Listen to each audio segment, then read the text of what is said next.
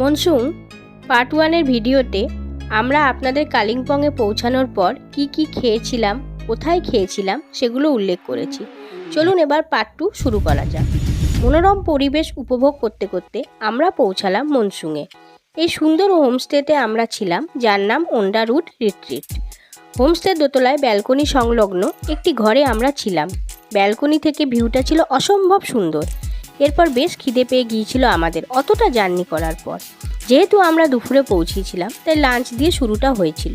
লাঞ্চে ছিল ভাত, ডাল, পাঁপড় ভাজা, ভিন্ডির তরকারি, আলু চোখা ও ডিমের ঝোল, সাথে লবণ, লঙ্কা, পেঁয়াজ ও শসা সহযোগে ওনারা পরিবেশন করেছিলেন। একদম ঘরোয়া রান্না, খেয়ে পেট ও মন দুটোই পরিতৃপ্ত। সন্ধেবেলায় ছিল গরম গরম ভেজ পকোড়া ও খুব সুন্দর চা। রাত্রে ডিনারে ছিল রুটি, আলু ভাজা ও চিকেন কষা। রান্নাগুলো ছিল দারুণ।